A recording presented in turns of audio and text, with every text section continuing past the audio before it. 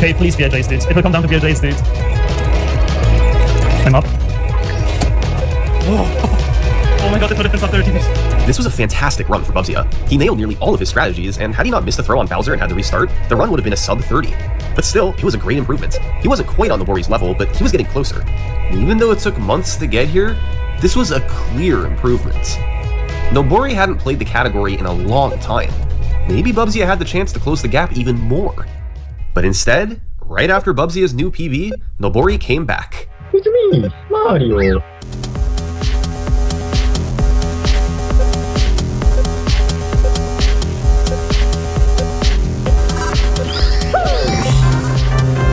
He made it seem effortless. Nobori's strategies were somehow even faster than before.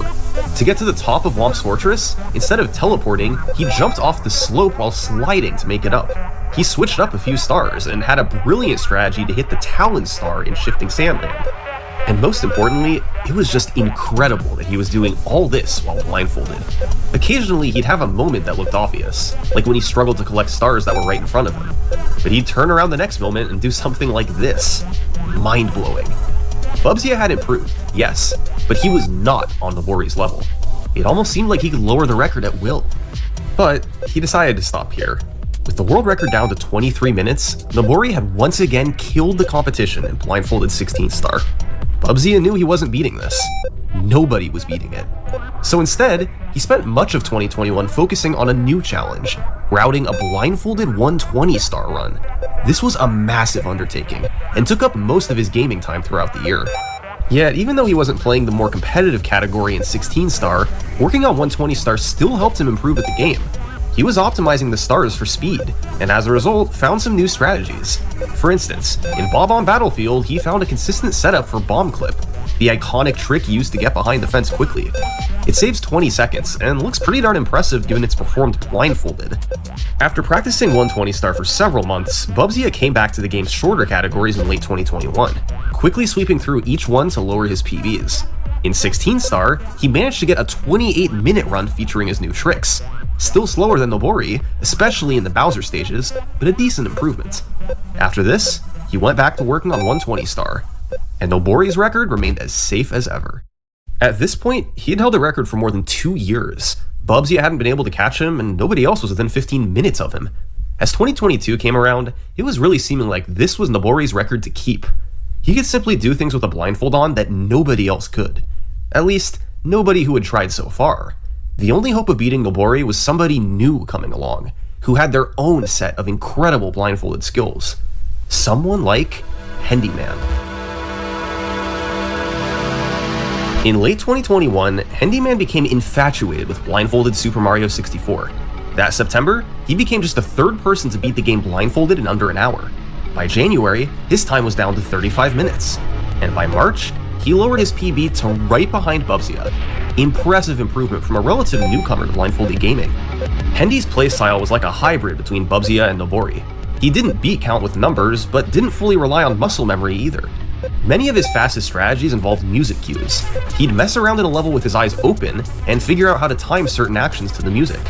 Eventually, he'd find a series of inputs that gave him the best consistency and practice it relentlessly until he could do it blindfolded. Hendy got really good at this, and it paid off with a 28-minute run. He fell behind Bubsy while collecting the stars since he died a few times, but he was actually faster than Bubsy down the stretch.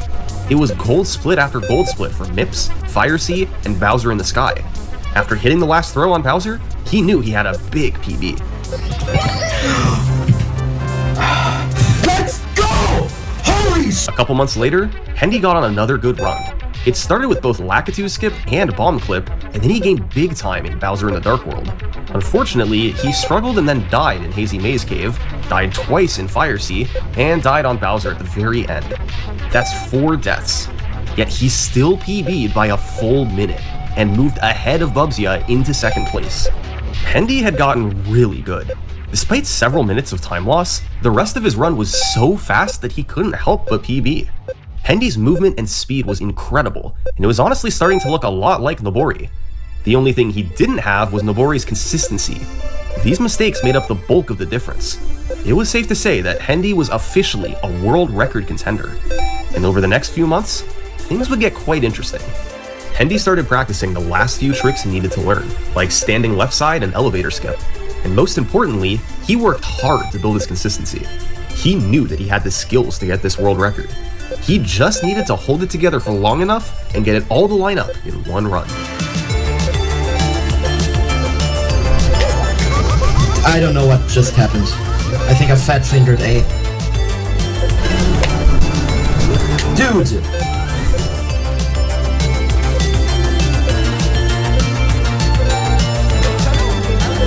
Yeah! Who did Super Mario 64 16-star game played in 2016?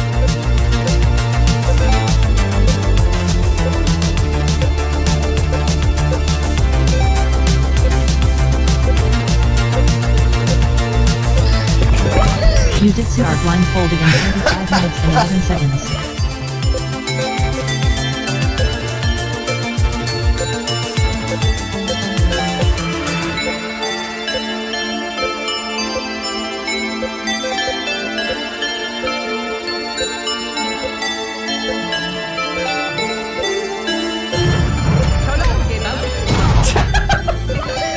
You did Super Mario 64. That's 3 You're so days best. in a row. Hendy was closing in. This was a 24-minute run with 2 deaths and other scattered time losses throughout. There was easily a minute worth of improvements he could make. But Hendy was getting exhausted. Doing hundreds of runs with your eyes closed gets monotonous, and he enjoyed looking for strategies more than he enjoyed doing runs. So, even though he was so close, Hendy decided to take a break from 16-star and instead focus on blindfolded 1-star, an even shorter category. Meanwhile, Bubzia was watching everything Hendy did in 16-star. He was amazed at how close he'd gotten to Nobori. And after completing the world's first blindfolded 120-star run in May, Bubzia was ready for a new challenge. He'd improved so much while on the 120-star grind, and had gotten especially good at searching for new strategies. Bubzia had turned into a new player. His old 28-minute PB in 16-star was in a distant 3rd place. In July 2022, he embarked on a quest to change that. Bubzia still couldn't rely on muscle memory as heavily as Nobori. That meant his gameplay would generally be a bit slower as he had to set things up more. But if he could make up the difference with faster strategies, maybe he had a chance at this. He and Hendy found new tricks all across the run, like triple jumping off the womp while going up top, and long jumping straight across the gap in Dark World. These small improvements began to add up, but the heavy hitters were in the final 2 Bowser stages. Bubzia found a beat count to reach Nobori's elevator cycle in Fire Sea, cutting out his muscle memory strategies while matching his speed. And in Bowser in the Sky, Bubzia decided he had to commit to going for everything. Standing left side, elevator skip, and even doing a triple jump dive onto the rotating platform. Bubzia knew this would help make up for some of the speed and movement difference, but would it be enough? That July, he got on a run that fell about 45 seconds behind Nobori after the first 8 stars. After accidentally quitting out of Lethal Lava Land and missing the star in Dire Docks, his deficit rose to over 2.5 minutes. But he did manage to gain time on the BLJs and executed his new Bowser in the Sky strategies to perfection. The end result was a 25:49, 2 minutes behind the record and 1 minute behind Hendy. Bubzia was a changed player. Look, he hadn't held a record in 3 years now. Nobori had always been just too dominant to beat. But this run was proof that finally, he was fast enough. The world record was within reach. If Bubzia could clean up a couple blunders in the middle of the run, then he could finally get the top spot back. Bubzia got off to a great start. He hit all his new strategies through Dark World and had a 20-second lead over Nobori. In Lethal Lava Land, he looked like a visual runner collecting the A coins, no hesitations. He nailed getting on the submarine in Dire Docks and had a beautiful Fire Sea. All of a sudden, Bubzia had himself a deathless run into the BLJs.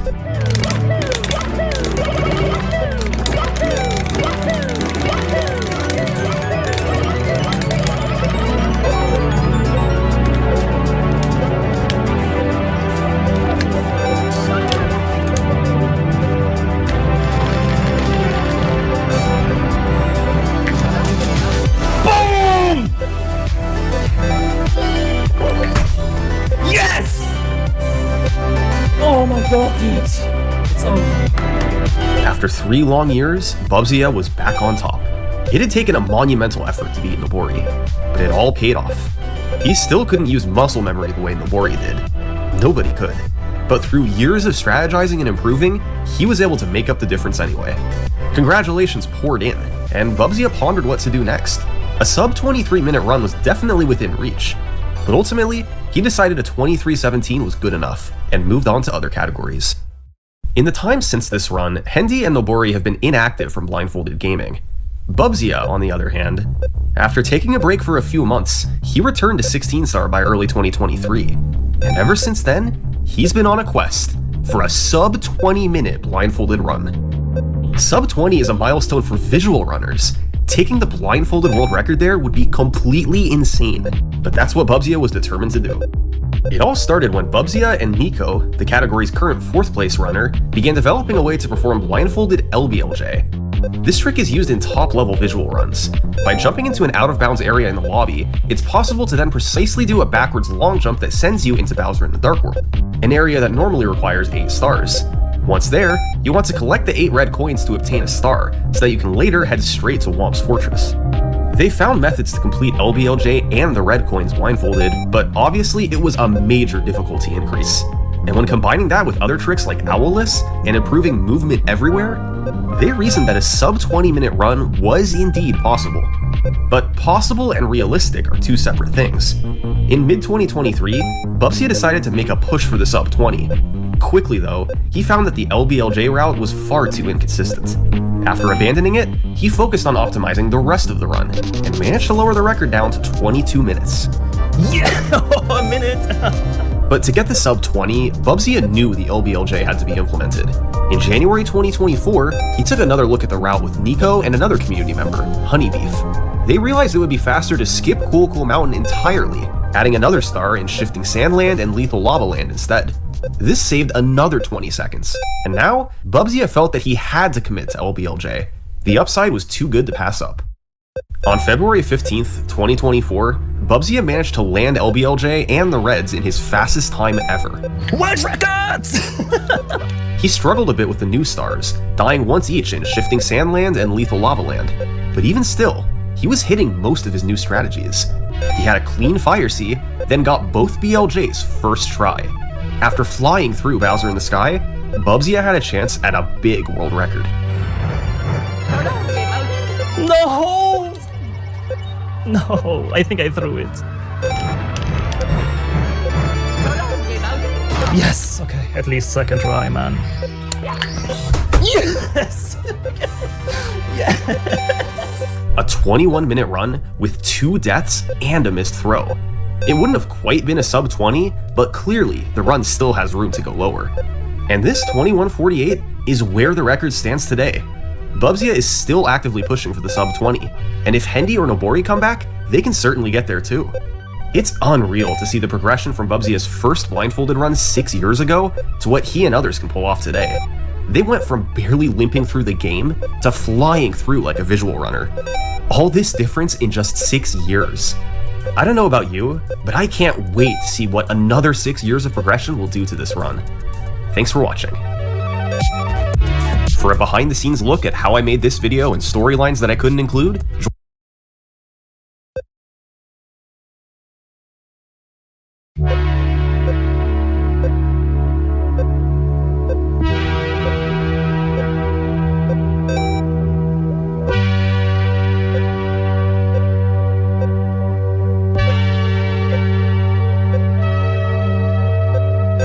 Mike Tyson's Punch-Out! We've seen people beat this game blindfolded, we've seen a community rally together to take down its greatest player, but this whole time, we've missed out on the game's most competitive angle, beating the entire game from start to finish in world record time. This is an incredibly unique speedrun. The execution needed, at its worst, is some of the toughest out there. The RNG is more brutal than any other NES speedrun, and when combined, it makes for something really special. This is the crazy history of the Mike Tyson's Punch-Out! World record.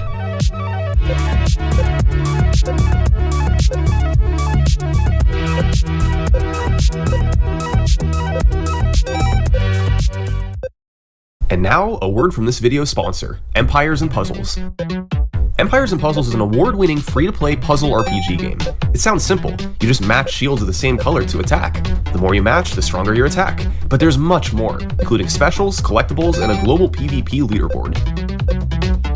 Empires & Puzzles also has an upcoming holiday event featuring special hero surprises, exclusive rewards, and joyous challenges. In the Owl Tower event, new heroes will be soaring into action. They bring not just their unique skills, but also introduce new damage and defense types. There's never been a better time to get into Empires & Puzzles. Check it out now on the App Store and Google Play, or simply scan the QR code on screen here. Thanks again to Empires & Puzzles for sponsoring this video, and if you want to help support me, download the game now.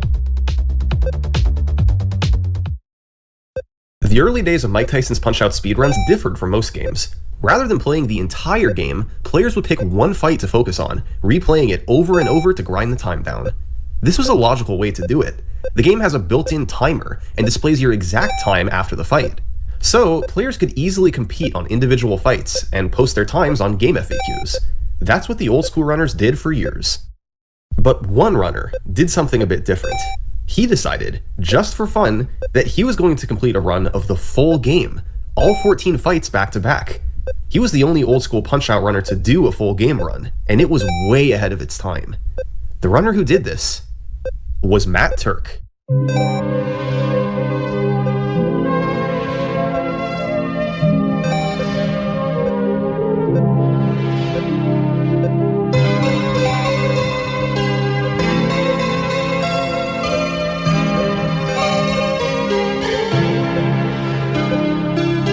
Matt Turk was by far the best Punch-Out player on the planet. He was one of the most dominant speedrunners in general. His times were so hard to beat that years later, the game's best players had to embark on a quest to take them all down. But even after conquering all 14 records, Matt Turk was still hungry for something more. So, he decided to try an any percent speedrun. That's a straight shot through the game, adding up the times you get on all 14 fights. And so, we arrive at the first speedrun of Mike Tyson's Punch-Out, 17 flat.20 by Matt Turk. Except, there's no surviving video. Turk rarely recorded his runs back then, since he didn't formally submit times anywhere. In my opinion, it's likely that his times were legitimate. His knowledge of the game was incredible, and what little footage we do have is extremely impressive for the time. So, we can't watch Turk's full game speedrun. But thankfully, we do know what times he got on each fight. And let's just say, it was exactly what you'd expect from a Matt Turk speedrun.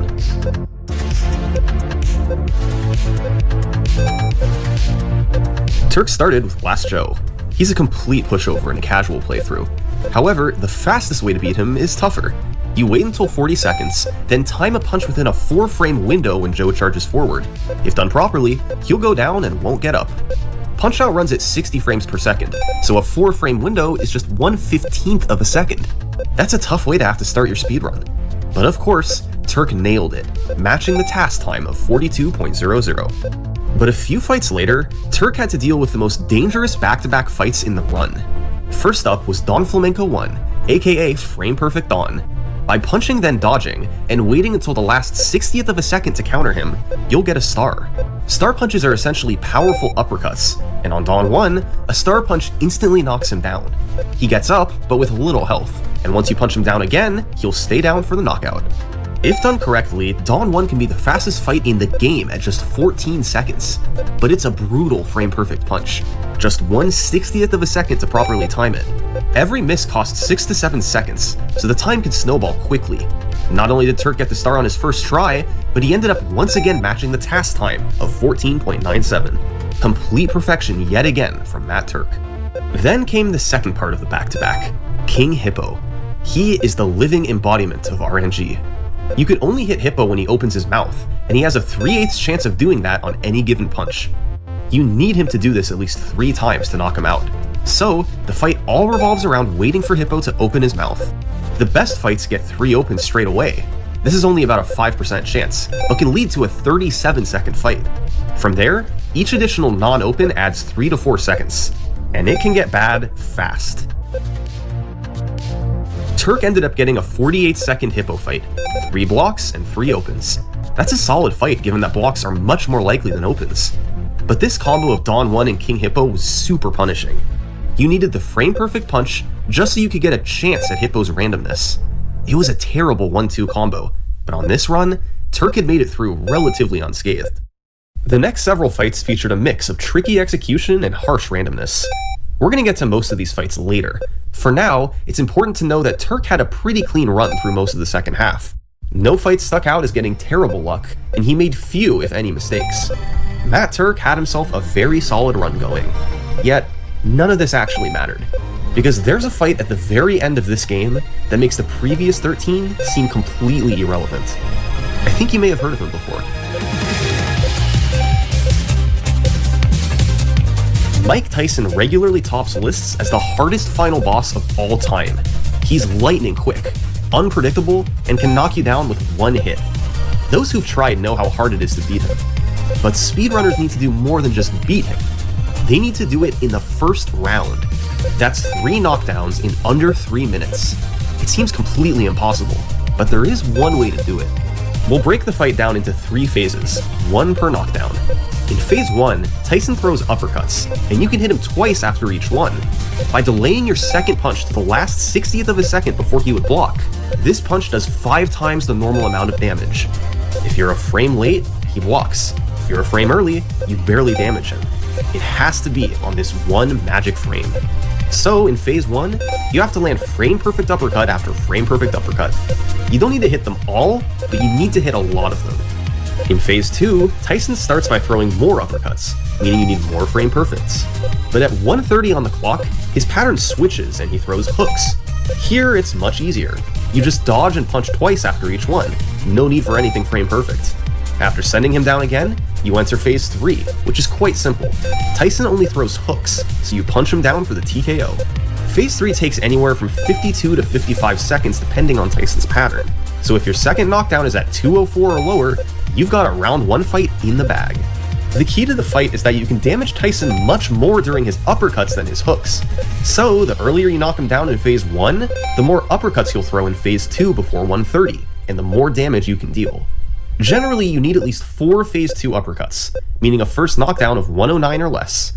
But, you can get as many as 6 uppercuts with a knockdown under a minute. Of course, Tyson can randomly delay and screw everything up. Most notably, in phase 1, he can do the 8-second delay, where midway through the phase, he just stands still for 8 seconds. It happens 50% of the time, and while it doesn't completely kill a round 1 attempt, it can turn a solid phase 1 into an impossible one. Now, with perfect execution and a lucky pattern, it was possible to round 1 Tyson down in the 220s. However, these times were extremely rare and took hundreds of attempts from even a seasoned veteran. Getting a round 1 fight at all was unbelievably difficult, and when it happened, it was usually just before the end of the round in the 250s. Even Matt Turk couldn't always pull it off. Under optimal conditions, with nothing at stake and the pressure off, Turk could round 1 Tyson a bit over half the time. But at the end of a world record paced speedrun, with 13 fights behind you and just 1 to go, conditions are anything but optimal. Trying to land frame perfect punches under this type of pressure is unimaginable. But if anyone could do it, it was Matt Turk. And he ended up finishing off this run with a Tyson fight of 250. He cleared round 1 with several seconds to spare. While we can't watch this run today, its legacy lives on. Like most things Matt Turk did, it was so far ahead of its time. A clean first 13 fights, and a round 1 Tyson at the end. Those two aspects combined made this run amazing. Shortly after this run, the original Punch-Out community started to die off. By 2010, Matt Turk stopped playing as well. So, with no competition left to lower them, all the world records remained stagnant, including Turk's full game speedrun. But then, in the late 2000s, there was a shift in the speedrunning community. Rather than being scattered across different websites like Game FAQs, speedrunners started to centralize at one website, Speed Demos Archive. For a few years, Mike Tyson's Punch-Out didn't have a submission on SDA. But in 2010, a new name popped up on the website. He was the first new Punch-Out runner in years, and unlike most before him, his main focus was completing a run of the full game. This runner's name was Sinister One.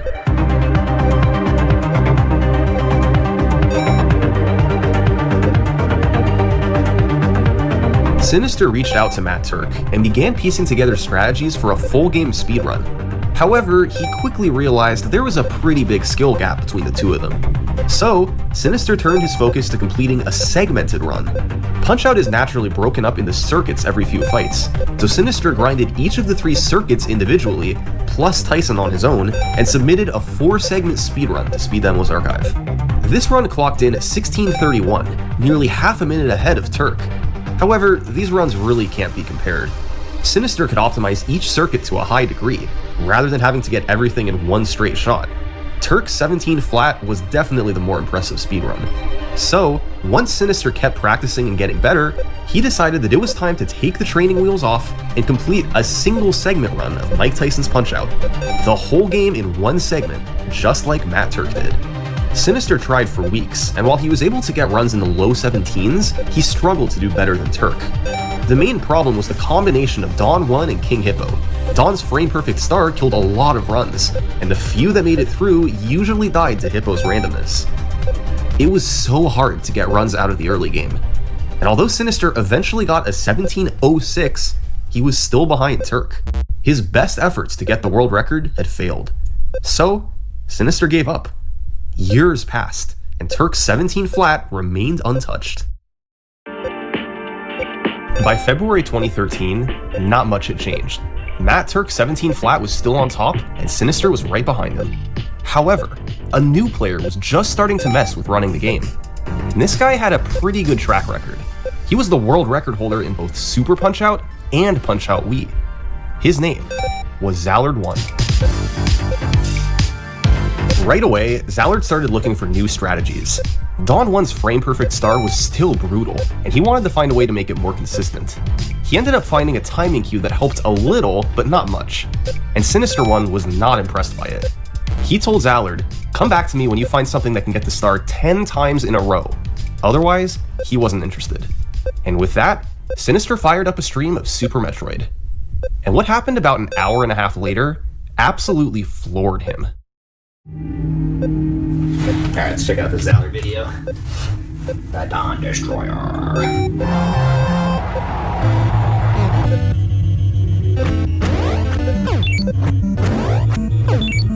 my god, are you kidding me? Dude, no way. This can't be real. See, this guy's a hacker. Hacker? No way. Okay, I gotta try this. Alright guys, you might be about to witness the greatest thing of all time. Wow.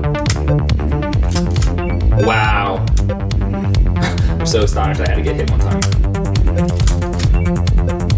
I don't believe it. I don't believe it.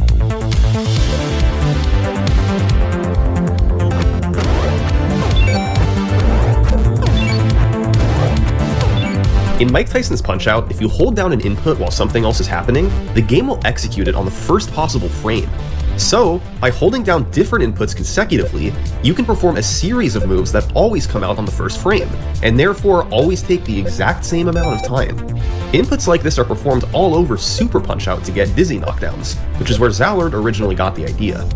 So, on Dawn 1, by buffering a left gut punch, a left dodge, a left quick dodge, then a left face punch all in a row, you arrive on the exact frame where you can get the star. It turns a frame-perfect trick into a few trivial inputs.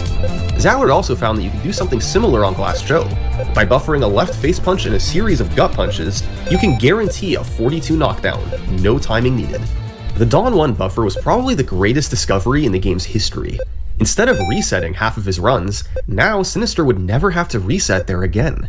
Zallard had revolutionized Mike Tyson's Punch-Out, but Sinister was the one who could really take advantage of it. I don't have work tomorrow. World record incoming tomorrow. It's a lock.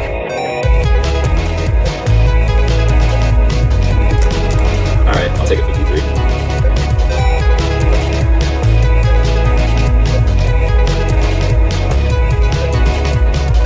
Over the following several fights, he was able to keep it close with Turk, bleeding time without falling too far behind. But Sinister knew there was one place he could make up a bunch of time: the penultimate fight in the game, Super Macho Man. Matt Turk's split here was a 118. This was a solid enough time back in 2008, but by 2013, the fight had evolved.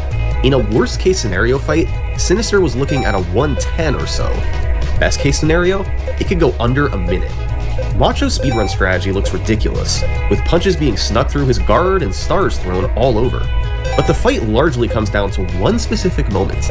If Macho's fourth punch is an uppercut, which is 5/8 likely, you'll get a good fight. If it's a hook, then it'll be a slower fight. Either way, as long as his execution was clean, he'd save big time over a 118.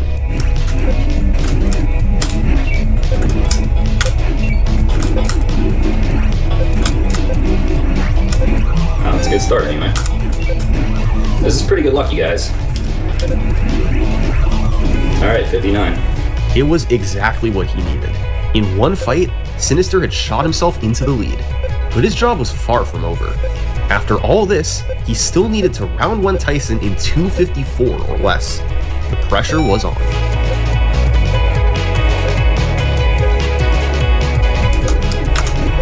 $105, that's a good time. Sinister had pulled it off. After carrying a lead into Tyson, he had nearly matched Turk's round one fight, clutching out a 2:51 to break the world record. This was the first sub-17 in the game's history, and while Sinister was elated, he knew there was still work to do. The Dawn 1 buffer had blown the door wide open, and a few of his fights had suboptimal luck and execution. So, Sinister decided to see if he could shave a few more seconds off. And just weeks later, he got on this run. Cool.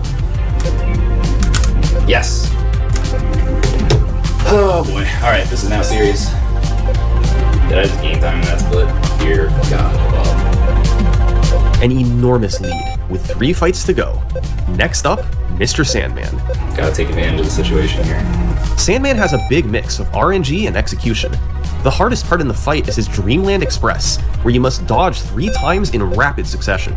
You can counter him for massive damage afterwards, and by getting intentionally knocked down at 159 or later, you'll do another Dreamland Express when you get up. So it's incredibly rewarding if you dodge the Dreamland Express correctly, but if you're too slow, you can't damage him enough after. Sandman also has 2 main pieces of randomness. When you knock him down the second time, there's a 25% chance he gets up with a big health refill, which loses 10 seconds. And before his second Dreamland Express, there's a 50% chance he does a long delay, which loses 6 seconds. So that adds to 16 seconds of variation from RNG alone, plus tricky execution. And on this particular fight, Sinister ended up getting both the good refill and the short delay, although he bled a few seconds from slow dodging on the second Dreamland Express. An extremely lucky fight on an incredible pace, and his lead ballooned to nearly 28 seconds. So far ahead. On Macho, Sinister ended up getting the bad hook pattern on the fourth punch, which cost 10 seconds. But heading into Tyson, Sinister still had a mammoth 18-second lead. All he needed was a round 1 fight, and this would be a massive world record. Yes. Okay, he's gonna throw 5. Yes! World record. There it is. I don't care that I lost time. Oh man. These are some beautiful looking splits. He built up a huge lead and finished it off with a round 1 Tyson. That's a winning formula for Punch-Out speedruns. The only path Sinister saw to beating this run was saving time at the end. 109 and 254 were good enough splits, but it was possible to gain a bit on each. He just needed to be within striking distance by the end. Well, does this count as striking distance?